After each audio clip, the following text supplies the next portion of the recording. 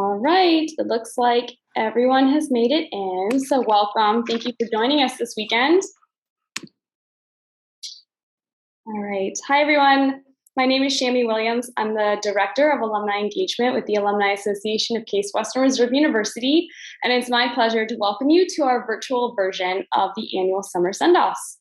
With me today are my colleagues Tiana Ellington and Chris Reiber from the Alumni Association, Jen DeSantis from Student Success, and Tom Fanning from the Office of Undergraduate Admission.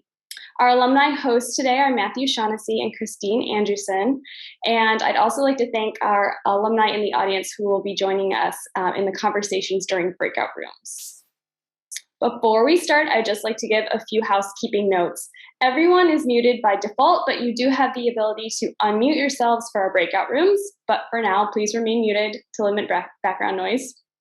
And so that we know who you are, make sure your name appears correctly in this meeting. You can rename yourself by clicking on participants, finding your name, and then using the more option drop down and selecting rename. And so that we can easily identify alumni here, we ask that the alumni please use the raise hand feature so we can sort you into the breakout rooms. If you've submitted questions ahead of time, they've been passed on to our presenters and will be addressed. But if you'd like to ask a question during the program, you may do so utilizing the chat feature, and we'll do our best to get to those questions as much as we can. And finally, please turn on your video if you can, so we can see your faces. To our incoming students and parents, we're so excited that you've chosen CWRU and promise that our school will earn that decision. We're honored to have you, and we hope that what you learn at Case Western Reserve inside and outside of the classroom will lead you to a lifetime of thinking beyond the possible. So now I would like to introduce our first alumni host. We have Christine Andrewson. Christine is a 2017 Material Science and Engineering major from the Case School of Engineering, and she's also an alumni chapter leader in Detroit. So Christine, could you tell us a little bit more about yourself and what you've taken away from Case Western Reserve? Absolutely. Thanks, and hi, everybody. So I'm Christine Andrewson. As Shammy mentioned, I graduated 4 years ago in 2017. I'm originally from Peoria, Illinois, so sort of not Chicagoland, but central Illinois, where you're surrounded by more fields and less skyscrapers. I came to Case knowing I wanted to go into engineering probably, and I did major in material science and engineering. I also did a minor in art history, which I wasn't anticipating coming into Case, but one of the great things about the university, is that when you're admitted, you can take classes throughout the different colleges and disciplines. So I certainly took advantage of that with the art history minor, and that added a little bit of the right brain, left brain sort of balance into my schedule. Since graduation, I got a job at a steel company. So I'm an account manager, which is sales engineers selling to, in my case, automotive companies. I'm based up in Detroit, and I've really enjoyed using the technical skills that I learned at Case, as well as some of the professional connections and some of the soft skills that I got throughout college to have a successful life as, I guess, a young professional at this point. And I know you guys are probably coming from a wide variety of backgrounds and locations. So I just wanted to encourage you that there's something for you at Case, in University Circle. You'll quickly find your niche and sort of find yourself throughout the same process. So there's tons to do on and off campus. There's people of all backgrounds that you'll maybe be surprised that you relate to. And you'll learn a lot, you'll have fun, you'll encounter some struggles, but it'll all be worth it when you get your diploma. And you have the whole alumni group and everybody supporting you and behind you. So I think that's all for my little intro there. Thank you, Christine. That was great. All right, so right now we're going to introduce our CWRU Navigator from Student Success. So Jen DeSantis, are you ready? Yep, I'm here. Hello. Awesome. Thank you. All right, Jen, tell us a little bit more about the CWRU Navigators and how they're going to help students. Yeah, absolutely. Well, hello again, everyone, and congratulations again on your admission to Case Western Reserve University. As was mentioned, my name is Jen DeSantis, and I'm one of the navigators in the Office of Student Advancement at Case Western Reserve University. I've been at Case for over 8 years now. I thoroughly enjoy it, and I'm really glad to have the opportunity to speak with all of you and tell you a little bit more about the Navigator role on campus. And that's what my portion will focus on, providing you an overview of this role and really how it can serve as a resource during your time with us. By now, many of you, and I do recognize some names, have hopefully had the opportunity to meet with and connect with your Navigator. So I'll keep this brief today, really focusing on building your Navigator relationship moving forward as you continue the summer, first semester, first year, and beyond. To help really guide the conversation, I do have a presentation for today. So I'm going to go ahead and share my screen and start that presentation.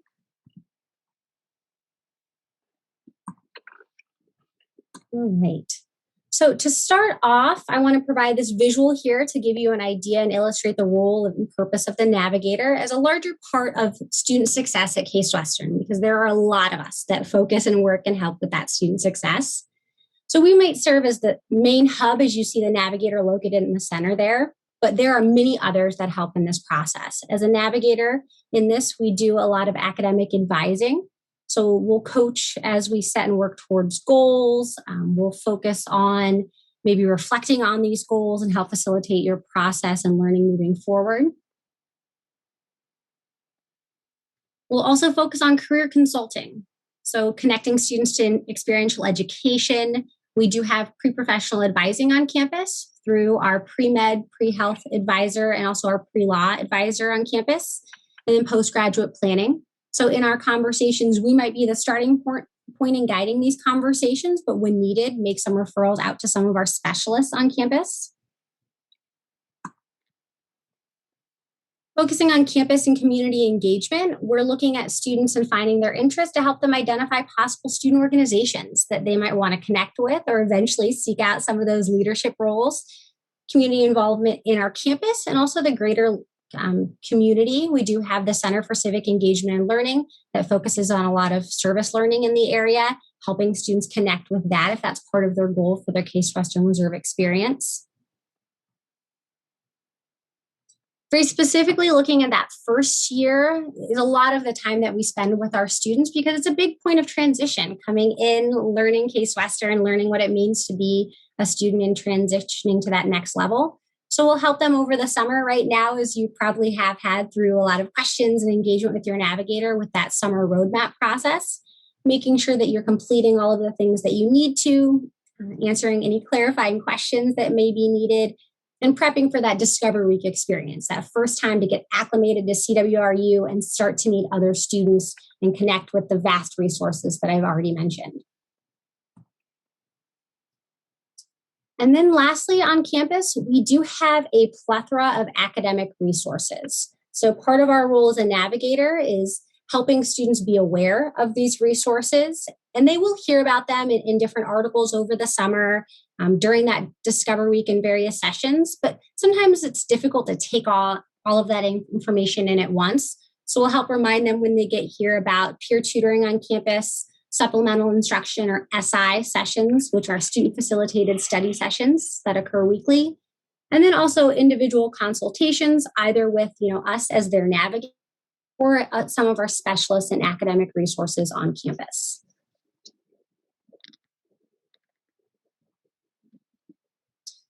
So looking at all of those resources and that visual of connections, really, how do navigators encourage this process? So first, we worked to do 3 things in 3 main pillars. It's developing relationships with individual students to understand their needs, starting over the summer. It's really taking a holistic view and approach to student development and the student experience. So thinking back to that visual of the various aspects throughout their time at Case Western. And then serving as a resource, that hub, point of contact and connector to other students, faculty, and staff on campus. It's item 1 because first and foremost, relationships are at the core of what we do and are paramount to establishing a sense of belonging in our community at Case Western Reserve University. As such, you know that we start things off during the summer before individuals begin their studies at Case Western, where they have a phone call or video chat to start getting to know who you are, your goals, your interests, and your dreams for Case Western and beyond. You'll also have a group meeting with your Navigator during Discover Week that'll take place, and then an individual meeting with them during the fall semester, typically earlier in that fall semester. In your meeting, you'll reflect on your experience up to that point. You'll set goals and actively build a plan to achieve them. And then from there, your Navigator is always just an email, Zoom call, or meeting away to continue the momentum toward achieving these goals. And again, that starts very intentionally with that relationship building and that outreach starting in May. And then that brings me to the next pillar, which is taking a holistic view of the student experience. In your meetings with your Navigator, you'll notice that, we won't just talk about academics with you. As educators, we recognize the student experience is multifaceted, complex, and interconnected in its nature.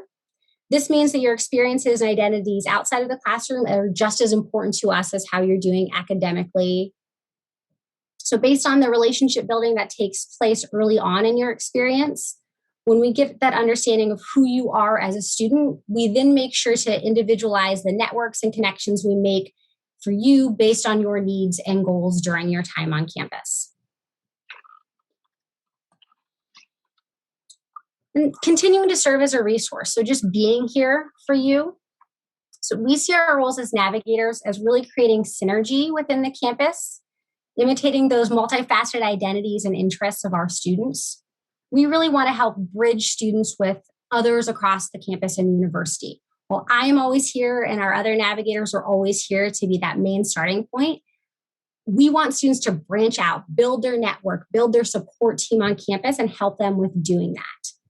So a lot of this, our success for our students, we might be that, point 1 or point A for connection and communication.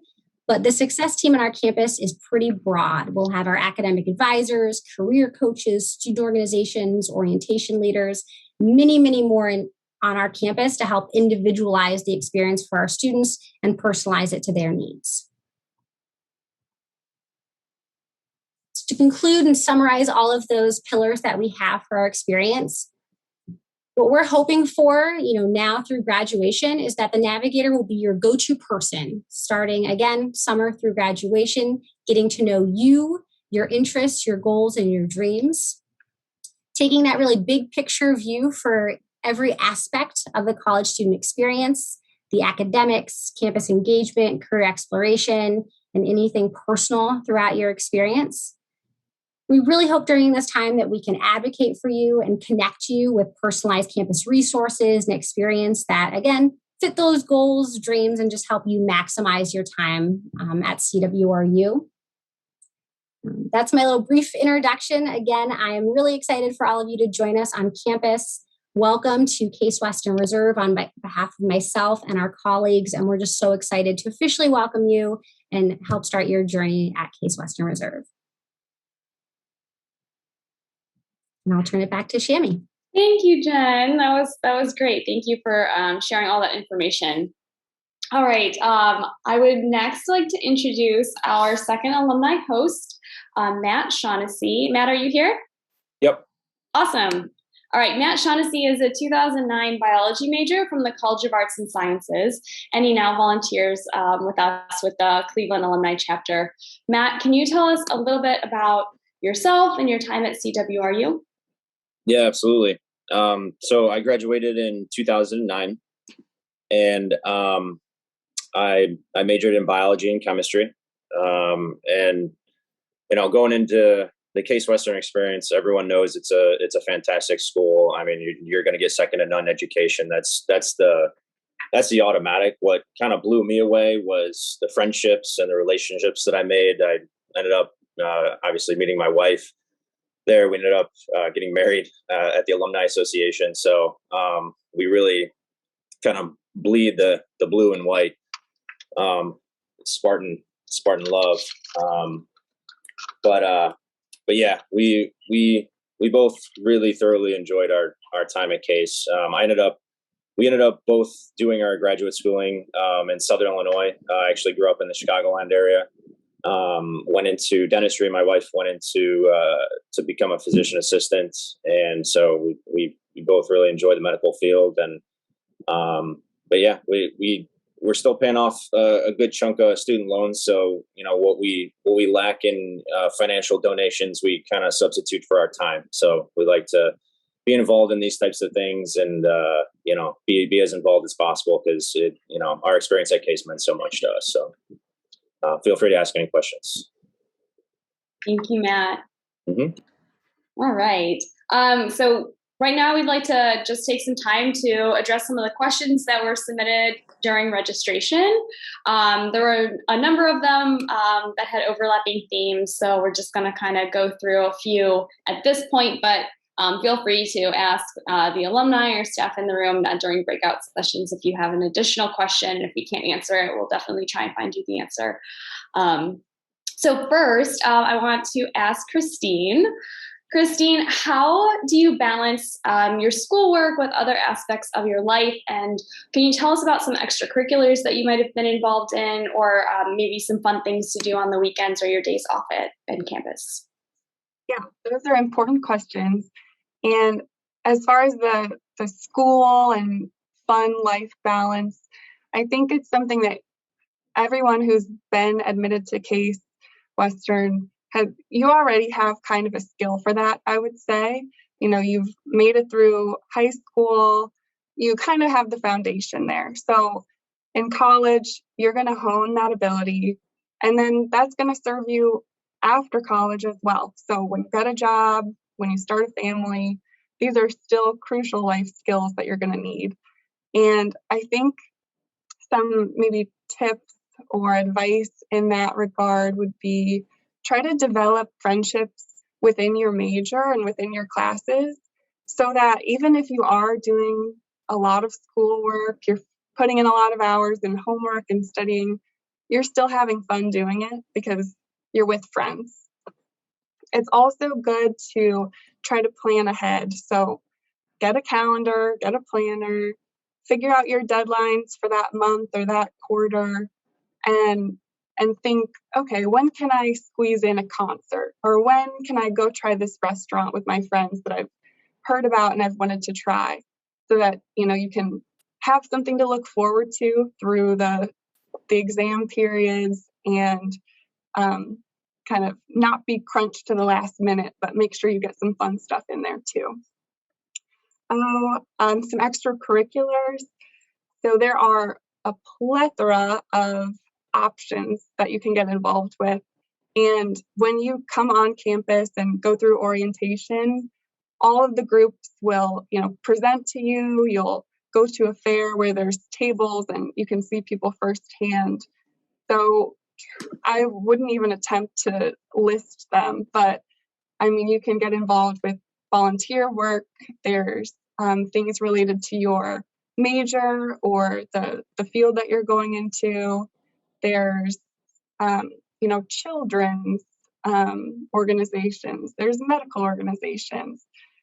Sports, obviously, is a huge one. And despite the iffy weather, sometimes we have great indoor and outdoor facilities. So you'll be able to, exercise, get together with your friends, and keep up the athletic, gene if you have that. And I think you'll find no shortage of things to do. But if you're interested in something, connect to your Navigator, connect to an alum, and we'll hook you up with something that's in your skill set. Or if you want to develop something new, we can guide you in that direction as well. Thank you. Excellent. All right. Next, there were a lot of questions for this next question. A lot of you are not from Ohio, and you might be wondering about navigating your first Cleveland winter. Matt, could you tell us a little bit about the weather in Cleveland, what students might want to prepare for, and if you could also talk a little bit about how to get around on campus, whether that's walking or biking, scootering, or taking public transportation. Bundle up, baby. No, it's really not that bad. Although I will say scarves are very underrated as a garment. Yeah, hats, gloves, scarves should do the trick. I grew up in Chicago, so it wasn't that different for me. So I kind of grew up knowing this stuff. But if you're from warmer climates, just over prepare. I would say from that perspective, and then as far as getting from building to building, it is a little bit of a hike if you're coming from South Side getting to North Side and vice versa. So I had a bike. I just bought like a real cheap Walmart bike that, and there's plenty of bike racks around campus. So it was super convenient for me to, do the treks. I mean, it's, I think I remember it was like a good 30 minutes if you're walking it. So if you're, a little bit on the procrastinating side and you're not the most punctual person like I was in college, the bike's going to come in super handy for you. So. Awesome. Thank you. Yeah. The winters can be kind of brutal, especially near the lake. There's a lot of ice buildup, but the campus does an extremely good job of making sure that the walkways are clear. So not as many snow days as some of you might be used to. Probably not anymore because now we can do everything virtually. Yeah. All right. Let's see. For our next question, I want to say, Tom Fanning, are you here with us today? Awesome. I am here with you today. Hi, Shammy. Pleasure to be here.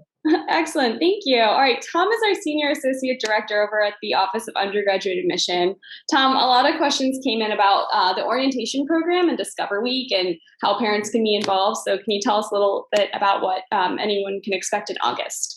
Sure, very quickly. By the way, it's 85 and sunny today. It's beautiful in Cleveland. So people will love the four seasons and not just the winter, but people love the winter as well. So I've had the pleasure in my role to have reviewed many of the applications for the students coming in, and what a great adventure you have in front of you. And we're all excited for everybody to show up on August 15th, which is move-in day, I believe. It was the largest pool of applicants we've had in our history, and from states across the United States and 46 different countries in this first year class. So very exciting. So big job we have is onboarding and making sure you take advantage of all the resources at Case Western Reserve. And starting on August 15th is the beginning of Discovery Week, which is a week of orientation for students. But in addition to that, we also welcome parents and families to be involved. Specifically on August 15th and 16th, so Sunday and Monday. On August 15th, students will be moving into their residence halls, and there will be opening sessions from lead administrators and faculty around campus, and it'll take place 3 times on Sunday the 15th, because people will be again moving into the residence halls. But then on Monday, there's a whole series of information programs, campus services. So the information fair will go all day, leading up to the university welcome, which is between 4 and 5. So the welcome from the president, officially welcoming this class to CWRU, immediately followed by a reception with faculty and administrators in the student center on campus. You should have received information about these programs, students through the roadmap portal that you're using, and also the weekly FYI newsletter that comes out. But we really hope that everybody will participate. We want to build this community of scholars, and really looking forward to seeing everybody in person. As I said, a lot of people invested in your success at CWRU, and so we're so excited to have you come and join the group. And I want to thank all the alumni who are involved here. This is the kind of institution where you keep your association for life. It's not just a 4-year commitment. And that's one of the reasons I love working there and recruiting for the place. And we hope you have the same experience at CWRU. So thanks, Shammy. Absolutely. Thank you, Tom. Right. For our last question during this portion of the program, I want to ask Jennifer to join us again. Jen, how does CWRU help with career experiences and help with maybe determining a major if you might be undecided right now? Yeah, absolutely. So I'll talk a little bit about both of those when it comes to career experiences. I think, like I said before, there's a lot of great support in that success team. So there's your Navigator on campus, there's members of postgraduate planning, experiential education. We have our co-op office, and then of course our faculty advisors or faculty members in general on campus. I think a lot of these individuals do a great job of helping support and connect students to opportunities.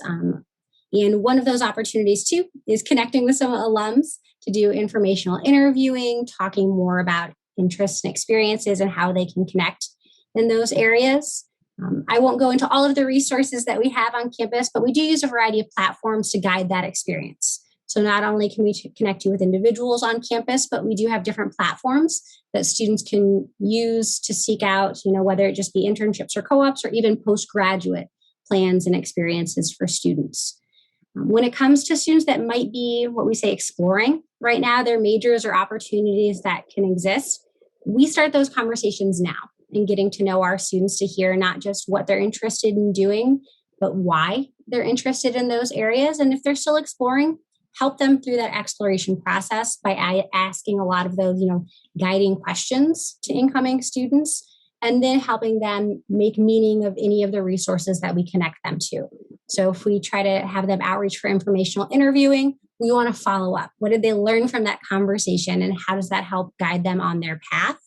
That could also be, we do have some different assessments on campus that our students can access. A big one for us is that we use is Focus 2, where students can do some interests, inventories, skills, values, and then debrief with either their navigator or a member of our postgraduate planning to talk about what they learned from that assessment and maybe how that connects them to a major of interest. And then taking it a step further, looking at, okay, what can I do with this particular major that I know I'm interested in? And how does that lead me to possible postgraduate plans or goals that I may have? Awesome. Lots of resources. Yes. All right. Thank you, Jen, so much. All right, so that concludes the first half of our program. For the second half, we want to move into breakout rooms. So I'm going to check in with Tiana. Tiana, are you all set? You're all set. Excellent, thank you. Okay, so we're going to go into breakout rooms for about 20 minutes. Students and parents, you'll be mixing with alumni or staff, or maybe both. We have some alumni volunteers in here, so I'm excited to see them as well. Please feel free to introduce yourselves. Tell us where you're from, what you are looking forward to at CWRU, if you're intending to major in anything or have an academic interest at this point. So let's move on into there. And then after that session, we're going to join back in the main session real quick to wrap up any other outstanding questions and just conclude for the day. So, all right, let's move out.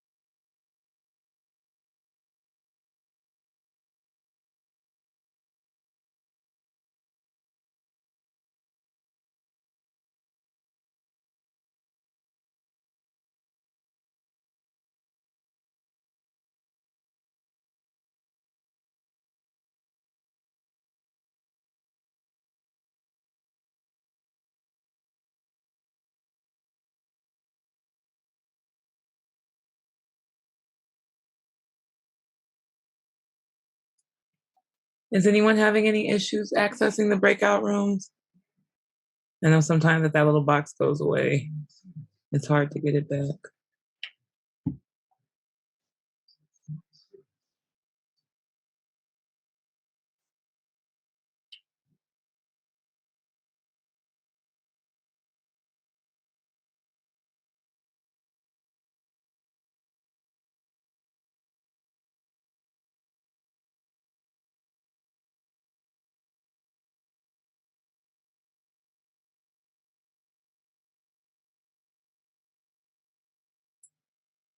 I really don't want to leave you all in this open space unless you're gonna, talk to each other. Are you guys out there? I have, excuse me if I mispronounced it, Yule, Grace, Janine, Joshua, and is it Shaijing?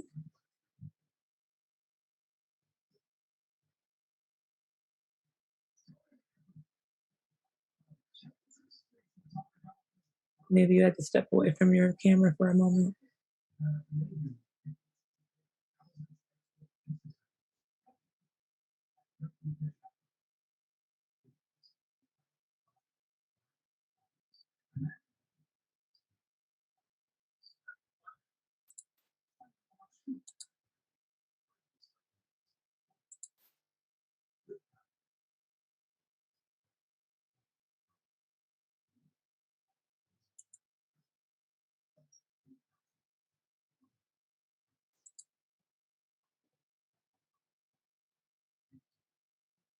Once I move into my breakout room, I won't be able to come back here and move you all.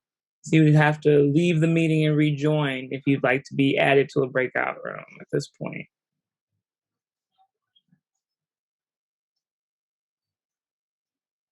Okay, well, then I hope you all will join us back here in some breakout room shortly.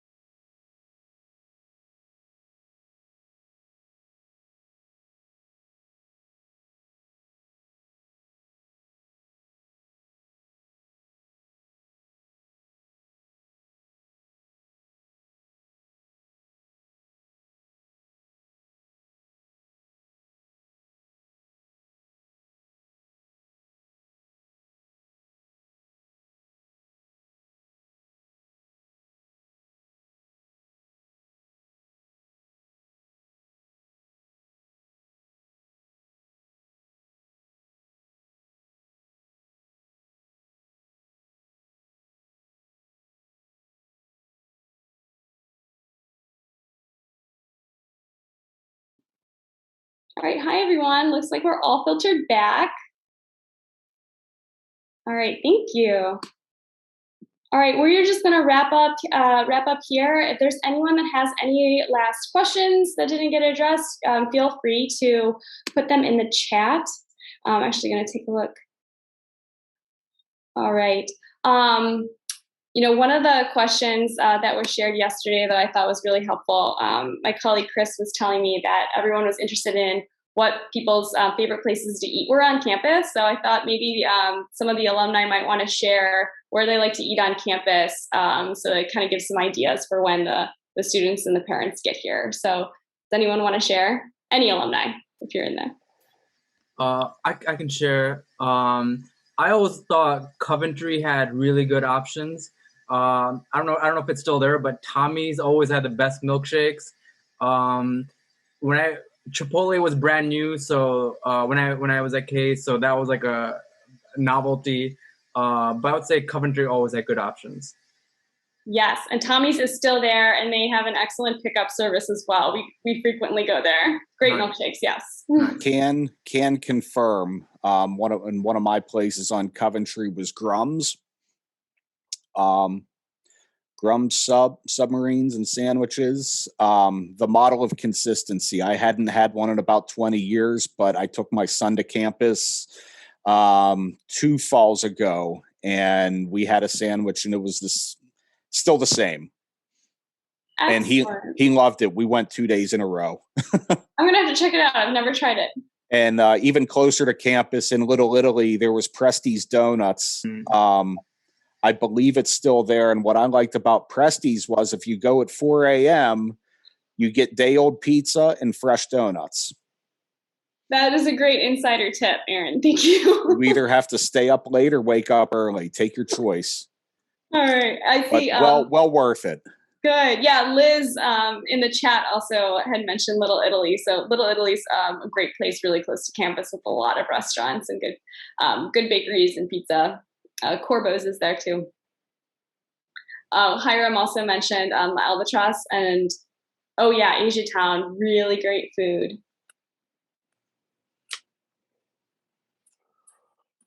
I like to go to Barrios. There's a bunch of them all throughout Cleveland, but I think there's one that's over in Cleveland Heights now, which is not too far from sort of the south side of campus. And then Presti's, which has already been echoed. Honestly, I go to Presti's every single time when I drive through Cleveland. My fiance is going to medical school in Toledo, and I would drive back and forth between Boston. And during COVID, spent a lot of time on I-90, and every time would always make a pit stop to get the Italian cookies from Presti's. So I can definitely echo that is well worth the trip.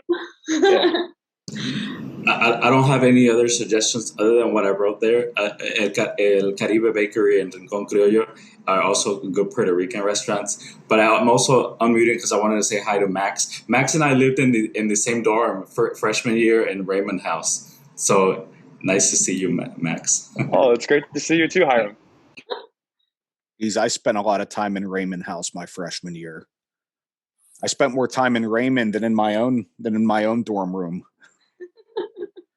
I even forget where I was. Tyler, Taft. It was something with a T. I just remember Raymond. Excellent. There was a question. I don't know if any alumni want to answer this. Of if it's easy to get around campus without a vehicle. And I know my colleague Chris can actually join in about the new scooters that are on campus. So Chris, I don't know if you want to start off, and if anyone else wants to chime in. Sure, I'd be happy to. So we actually have 3 different companies that are on campus currently that are actually in the area. There's Spin, Bird Scooters, and Lime are the 3 that are. I haven't seen Lime back on campus yet since the pandemic, but the other 2 are definitely back. But they're super easy. You just download a couple of apps, and it's usually just a couple of bucks to get from one side of campus to the other. And given that you've only got to go across one really busy street with like Euclid, once you're on the side streets, it's really easy to navigate around. And it actually makes it a little bit safer, which is kind of nice to be able to not have to be on a bunch of busy streets. But I use it regularly when I'm, if I've got some meetings close together to run across campus real quick. And I love using them. They're always super convenient, and there's lots of parking spaces around campus for the scooters themselves. Yeah, absolutely. And actually, I had lived on the west side for a couple of years, and I used the public transportation, and they put in a new RTA line that stops right at Little Italy. So it's very easy to just walk up to the Little Italy stop on campus and then take the red line into downtown, or over to the west side. Ohio City is a really interesting place to check out. Great food, and a lot of some retail over there as well. Anyone else use the public transportation on campus they want to talk about? So, or anyone familiar with the Helpline? I saw folks asking about the greenies. Are they still around? Yeah, I believe the greenies are still around. I think someone mentioned that yesterday. I think Hiram mentioned it in the chat. They are still around. They're no longer green, if you remember them actually being green. But they were never green when I was there. They were white with a blue stripe. It's been a long time. Yeah, it's been a long time since they were green. But yet everyone still calls them the greenies, and they are still going around campus.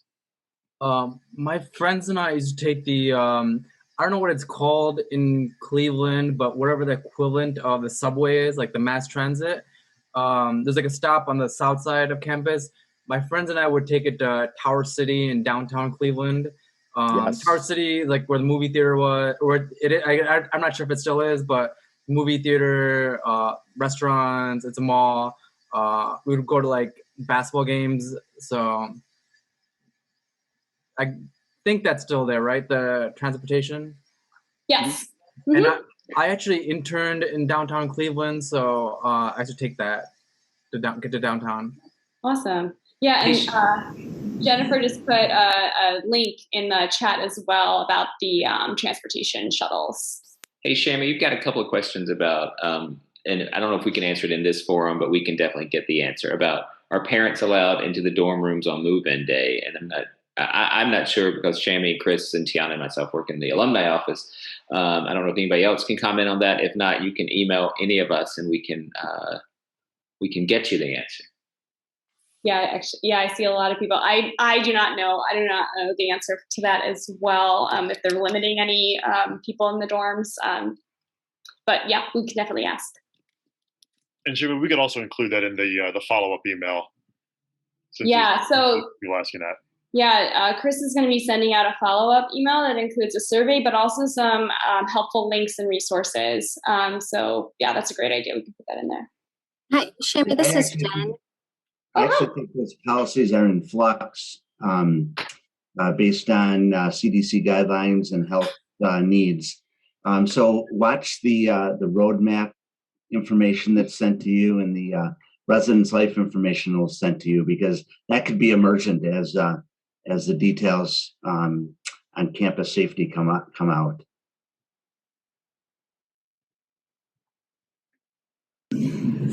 I wanted to say something real quick. It might be a little bit off topic, but I tried to emphasize it yesterday and also in my session about the importance of students of building community when you first arrive to campus. To not over focus on your academics. Of course, keep on top of it, but to try to build relationships and friendships early on, whether it's through fraternities, or in my case, that was in the shape of cultural student groups. So Latino student group, Asian American Alliance, African American student group, there's an Indian student group. So there's a lot of cultural groups that I would recommend trying to, participate early on to make those friendships. Absolutely. That's great advice, Hiram. Thank you. All right. Well, I think that is time to wrap up our program. Thank you, everyone. Thank you so much for spending your weekend time with us. Again, look out for that follow-up email. That'll have some additional information. Special thank you to our alumni hosts and our other alumni who have joined and have added in their experiences and helped answer questions. Parents, students, congratulations. We're really excited that you guys are going to be in person on campus this fall. Please stop by the Alumni Association anytime. Hopefully you'll be in there actually through during some Discover Week activities, and we'll say hello.